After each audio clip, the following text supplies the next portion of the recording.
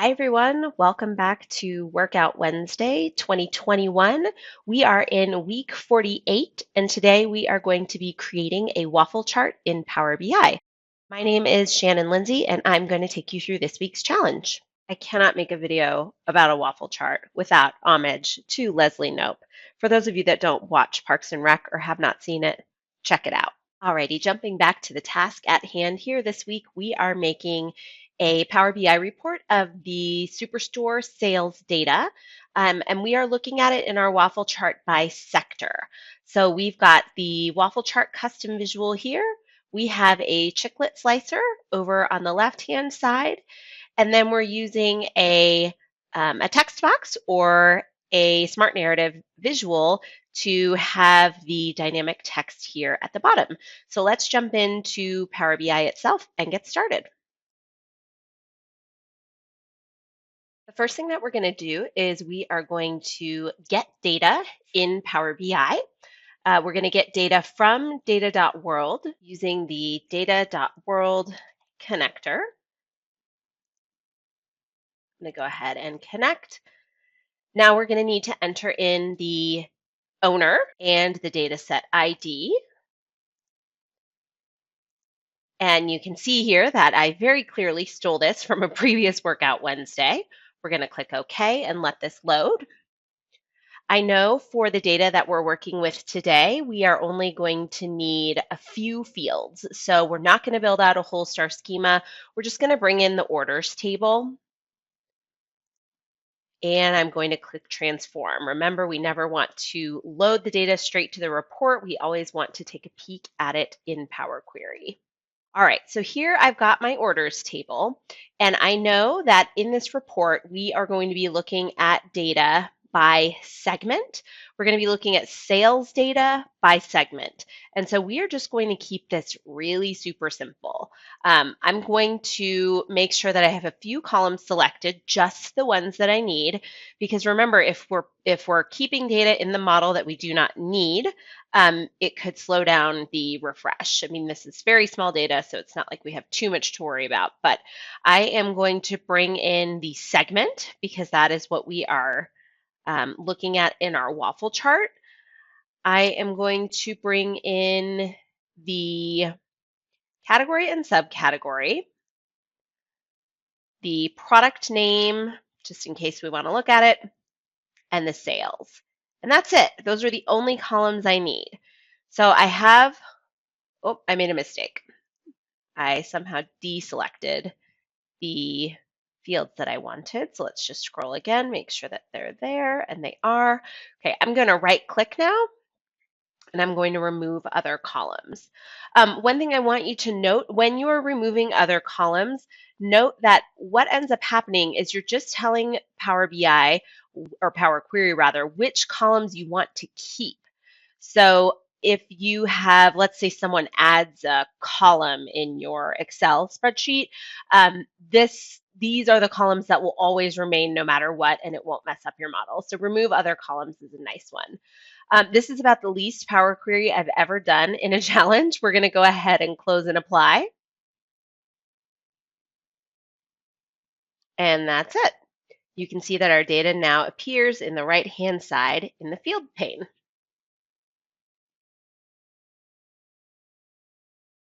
The next thing that we're going to do is we're going to create a couple of measures. Now remember, Power BI has what are considered implicit and explicit measures. So if we just put sales into a visual, it is going to automatically note that this is a bar chart because you see the sigma here that knows it's a number. Hopefully you all just witnessed how slow that was rendering. I may have too many things open on my computer. But what I like to do when I'm building out my measures is I like to just make things into a table. I will add a couple of fields in there. For the row ID, I don't want that to summarize.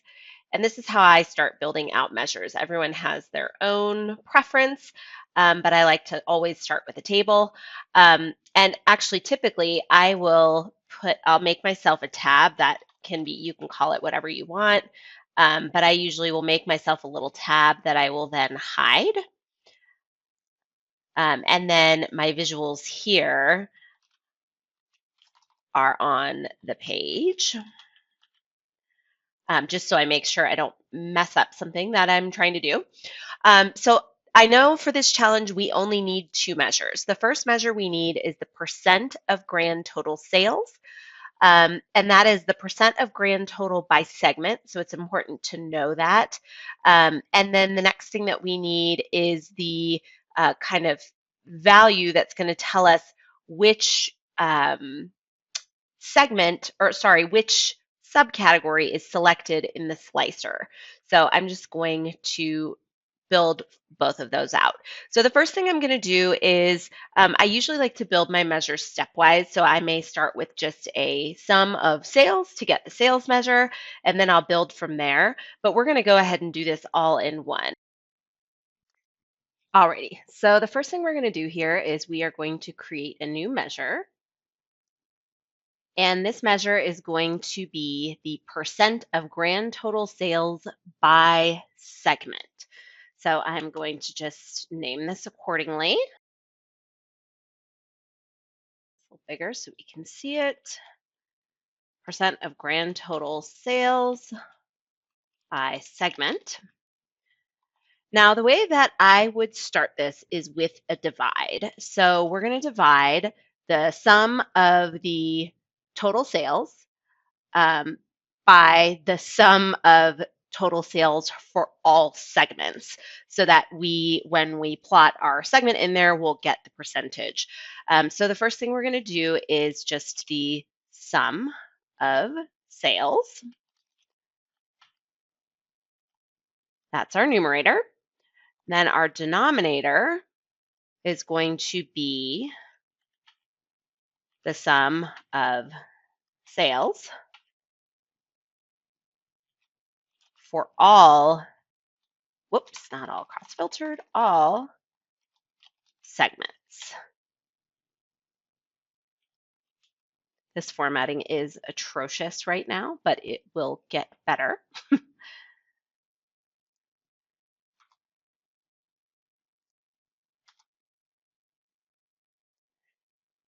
Okay, this is step one. Now, there is an intricacy with the visual, the waffle chart custom visual wants you to actually, instead of formatting this as a percent, the waffle chart custom visual wants you to format it as a whole number, and it wants you to multiply it. So you have to multiply it by 100. But then when you plot it in the waffle chart, it will actually have a decimal number by it, and I do not want that. If you remember in our sample, there is no decimal. So we're going to do some more kind of magic here. I'm going to wrap this in a round because I want to round it. No digits. I want it to be a whole number.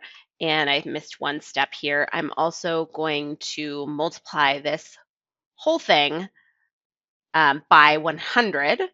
Let me just make sure that my parentheses are all good here.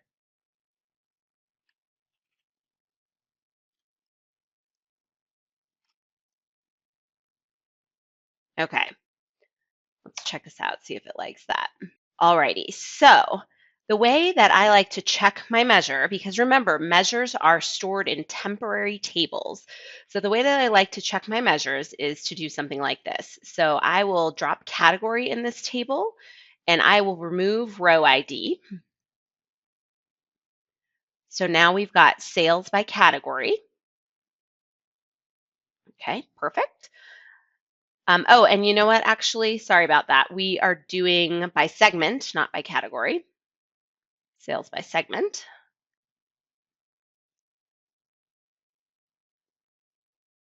Alrighty. So now you can see here roughly we've got, over $1 million in sales for the consumer segment, little more than half of that in the corporate, and 400,000 in home office. So now I'm just going to drop my new measure into the table. And you can see here, this looks funny for what from what we're used to, but I know that these numbers are correct. So 51% of sales were in the consumer segment, 31% in corporate, and 19% in the home office segment. So that is our first measure. Our first measure is complete. The next thing that we have to do is we have to create our measure for the selected subcategory. And in order to demonstrate this, I'm just going to actually drop a slicer onto the canvas. This is not the same slicer that we're going to use in the final viz, but this is the measures tab. So we're just doing this for demonstration purposes. So here I'll go ahead and pick add a subcategory into my slicer. Remember, this tab here is just for me. We can just check out and make sure that things work appropriately here. And it looks like they do. Everything is filtering as I would expect. So that's great. The next thing we're going to do is to create our measure for the selected subcategory. So I'm going to go ahead and add a new measure. And there are a few different ways that you can do this one. I did this by using the concatenate X formula with an if statement and whether or not something is filtered. There are a few different ways you could do it, but this is the way I did it in this instance. So the selected subcategory is an if statement. So we're going to say if the subcategory is filtered, give me back a list of all the subcategories. Otherwise, give me back the word all, if that makes any sense. So I'm going to start with my if statement. And I'm going to say if is filtered. And here we are saying if the subcategory is filtered, right? Because we want to know what is being filtered. So I'm going to say if the subcategory is filtered, then the next condition is we're going to concatenate. There is something going on with my IntelliSense here. There we go. Okay, then we're going to concatenate. And here we're going to say concatenate all selected. And this is going to be all selected orders. So again, we're saying everything selected from our subcategory.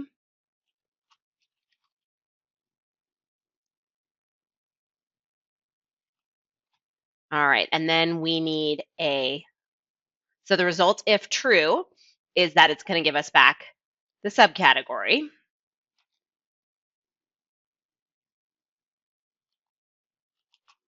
We're going to put a comma in there if we're missing something. And I've got a parenthesis off here. So if is filtered orders, concatenate X, all selected. Subcategory. Orders there we go. One extra paren there that I didn't need because we're not quite done yet here. There we're going to need a paren. And now we need the result if false. And this is just going to be the word all. And then we're going to close this out. Okay. So this one is a little bit complicated when I type it the way that I just typed it. What's important to know is what you're doing here. So this is an if statement. So we're saying if the subcategory here is filtered, give us back a list of everything that's selected, separated by a comma space. Otherwise, give us back all. All right, so let's just take a look at this and we will just plot this on the canvas. And the selected subcat, it should give us a table back. I'll just turn this into a card. Alrighty, so this is doing what we want it to do so far. Let's just test it out a little bit more. So if we select accessories, accessories is selected here. If we select accessories and appliances, it is separated by a comma. Great. If we select art, it is added in and separated by a comma. Okay, so we now have the two measures that we need and we're ready to add in our custom visualizations. We first need to get our two custom visuals that we are going to use for this challenge. The first one is the waffle chart.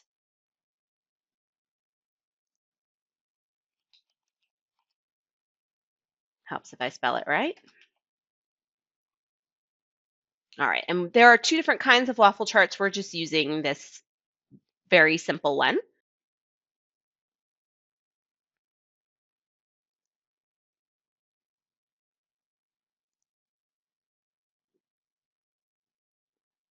You can see that the waffle chart has been added here. We're going to do that one more time and get our chiclet slicer.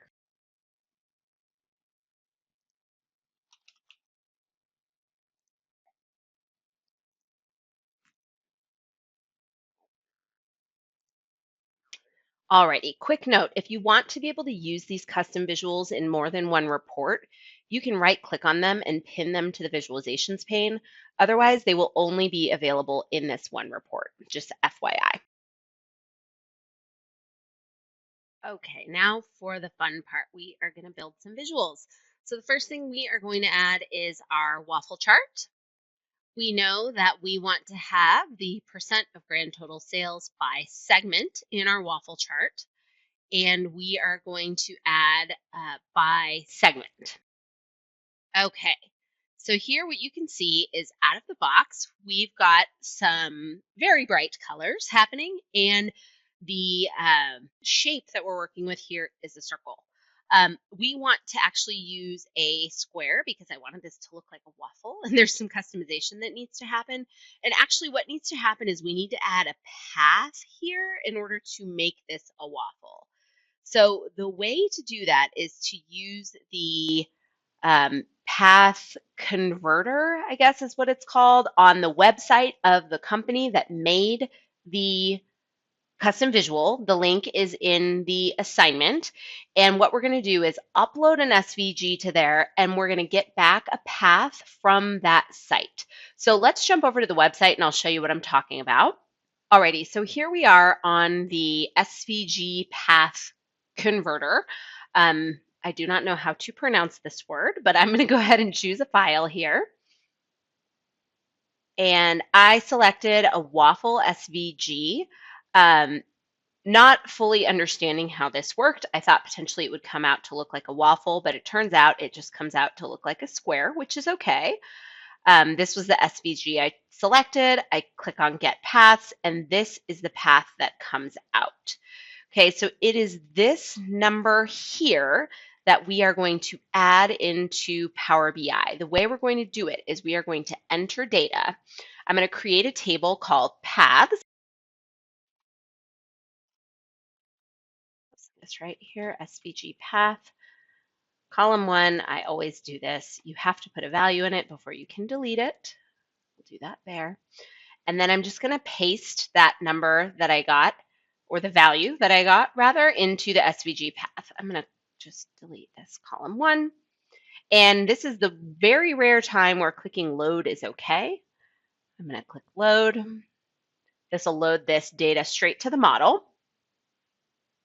And once it appears here, then we'll add it into our waffle chart. All right, so here you can see I've got my SVG path. I'm going to select the waffle chart. Something interesting that I've noticed with this particular custom visual is occasionally I have a hard time selecting it. So in that case, what I do is I just turn on the selection pane, and then I'll select it from there. So that's just a hot tip if you're ever having a hard time selecting things. But what I'm going to do is just drag the paths to the SVG path, and our circle now becomes a square. So that's pretty neat. The next thing I'm going to do here is I am going to do my custom formatting. One thing I found when playing around with this is I had a hard time changing the blue color. So really the main thing I was able to affect was this orange color here. And what I decided was, because of what I found to be potential limitations of this visual, I wasn't able to change the color of the segment. So what I did is I used the color contrast analyzer, and I found the hex code of this green color here. So it's this 2F, 4F, 4F. And that's the color that I'm going to make the actual boxes themselves, or the squares, and the labels will be the same color. So the way to do that is to go to the formatting paint roller, And you may notice I have the older formatting pane turned on. I do not have the preview enabled of the new one. I'm going to now go to data point, and I am going to switch the consumer color. I'm going to go down to more colors, and I'm going to paste in the hex code there. And then you can select it from your recent colors. Easy breezy. I use that very same color contrast analyzer to determine the blue color here that's in the other waffle colors.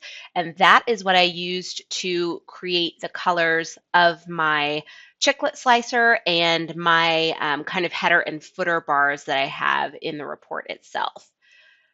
All right, so our waffle is done. Let's go ahead and, oh, sticky cursor. Let's remove the title from this. I do not want that turned on. I also want to make sure that the visual header is turned off. Let's move this over and let's get our chiclet slicer going. Alrighty, so we're going to add our chiclet slicer. I know in the chiclet slicer, I want to add the subcategory. And we're just going to set this up exactly the way we want it. Just, quick reminder, you do really have to customize these things quite a bit in order to get them looking the way that you want, which is fine. So I'm going to go to the formatting paint roller here. The first thing I'm going to change is I want this to be only one column. So I'll just switch this to 1. That way everything shows the way I want it to. The next thing I'm going to do is I am going to bump up the text size. That's always a go-to for me. We're going to make these 14. And we are going to dink around with all of these colors shortly. But first, I want to get this looking a little bit more suitable. I'm going to make these square. We'll turn the background off. And now I'm going to mess around with these colors here.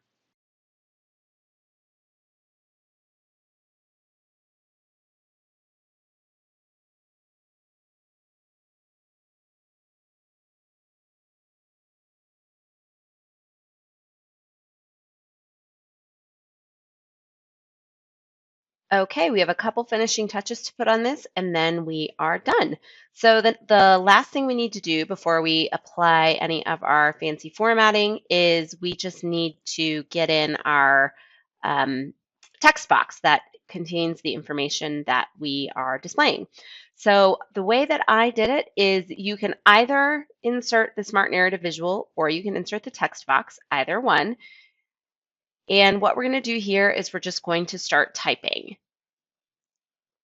The message we want to write here is of all Superstore sales, or the Superstore sales that were selected, X% came from each of these categories and it represented each dollar amount. So I'm just finding my measure here. So I'm going to add my selected subcat as a value. That's going to show up here. And what you can see here is there's a preview of what you're going to get back. So right now, nothing is selected. So the preview should say all. That is correct. I'm going to go ahead and name this value just to make sure that I can keep track of them if I need to review these. I'm going to click Save. And now we have of all Superstore sales. And then we can say which percent came from each of the segments. So we're going to start with another value. And here we're going to just use our measure from before, percent grand total sales by segment, and it's right here. And we are going to use each of the categories. So we're going to create one for consumer, one for corporate, and one for home office. So here is our sales by segment consumer. It is 31%. We know that. I'm going to go ahead and add 0 decimal points. I'm going to call this percent GT consumer. And I am not understanding this error. There we go. Something interesting is happening with the processing on my machine. You can see that it now is appearing. This is strange, but I'm going to go ahead and add a percent there. So 51% of all sales were from the consumer sector, representing, and here we'll add one more value, and this is just going to be the sales. So total sales for the consumer segment. Here's the value. It's $1.1 million. We're going to make this currency with no decimal places, and I'm going to call this consumer sales. There we go. Okay, I think I was just having some kind of an issue with, I'm not sure what, with my computer somehow. But what you can see here, we'll go ahead and make this larger just so you can see it. In the demo, I made some of the items bold. And then what you'll do is you'll add the rest of the measures that you want. If at any time you want to change them, you can come in here and review them. And you can also edit them or add additional values. So that is how you use the narrative.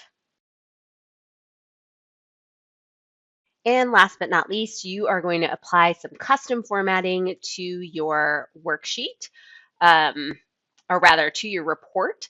So I did a couple of things here. I like to really tinker around with things and make sure everything lines up exactly the way I want it. I want the top of the slicer to line up with the top of the waffle. I'm going to insert some shapes here. And I just used a rectangle at the top and at the bottom. For these rectangles, I used the same color. Do not be alarmed. We are not using this bright blue, but I used the same color as the background for the chiclet slicer. And again, you can use your color contrast analyzer, or you can come in here and see what color that was. I should have it on the clipboard somewhere here, or it's a recent color. So we'll use that. I'm going to turn the outline off. I'm then going to copy and paste this bad boy. And then you can add a text box and voila, you are finished. So thank you so much to everyone for joining this week. I hope that everyone learned a little something and that we were able to build some interactive waffle charts and that we all had a good time. Thanks so much. We'll see you next week.